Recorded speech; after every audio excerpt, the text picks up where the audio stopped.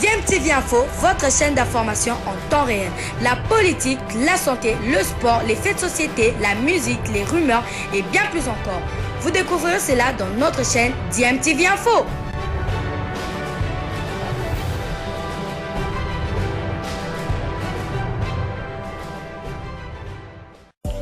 Vous êtes sur DMTV, bonjour ou bonsoir, tout dépend de l'heure à laquelle vous nous suivez. Tout plaisir est pour nous de vous retrouver, mais surtout de savoir que vous êtes nombreux en train de suivre votre chaîne YouTube DMTV. DMTV qui vous propose l'actualité, vous propose également des analyses et des réflexions sur des sujets d'actualité, sur des faits sociaux, tout simplement sur des réalités que nous observons ici chez nous en République démocratique du Congo.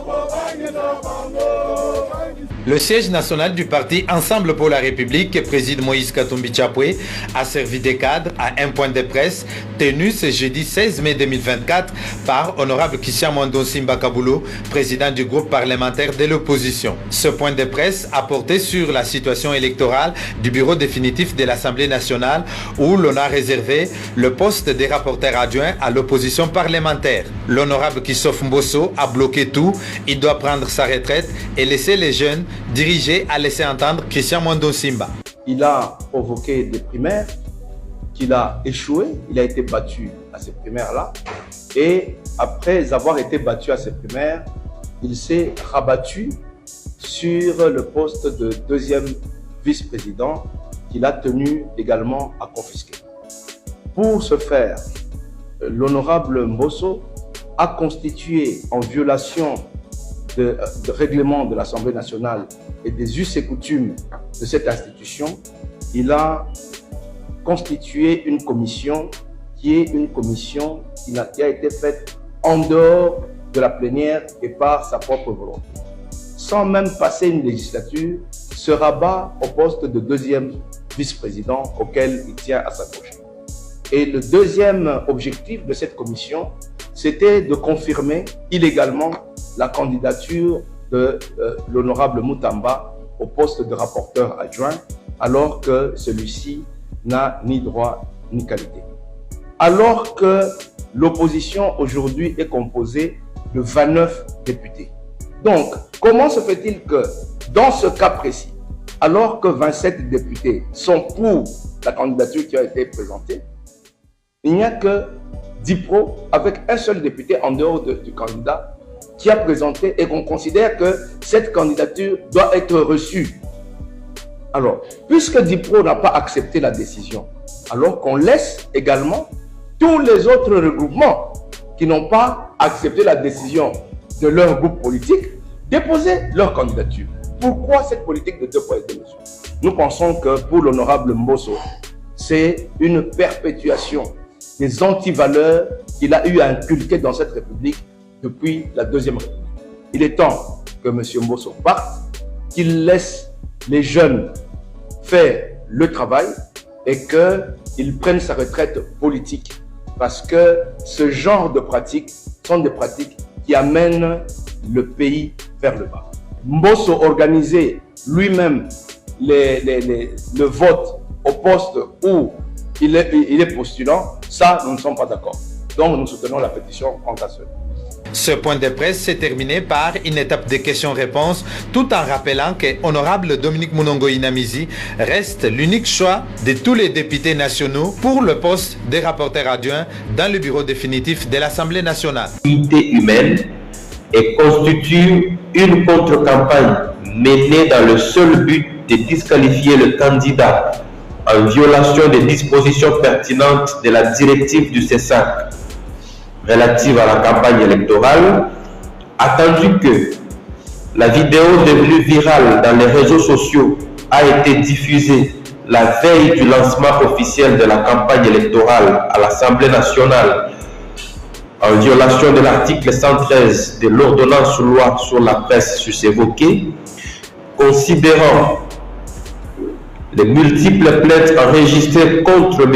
Israël Mutombo à ses juges, considérant la nécessité d'amener les médias et les professionnels des médias au respect de la loi et du code de déontologie de journalistes, après débat et délibération, prend l'acte dont la teneur suit. Article 1er. Est suspendu à titre conservatoire pour une durée de 30 jours à dater de la notification de la présente l'émission Bossolo la politique officielle sur tous les médias opérant en République démocratique du Congo. Article 2. En attendant la décision finale de l'Assemblée plénière, le directeur des programmes, accompagné du présentateur de l'émission incriminée, est attendu au Conseil pour présenter ses moyens de défense en rapport avec les manquements relevés ci-avant. Article 3. Le procureur général peut le Conseil d'État est prié d'apporter son concours à la bonne exécution du présent acte qui entre en vigueur à la date de son adoption.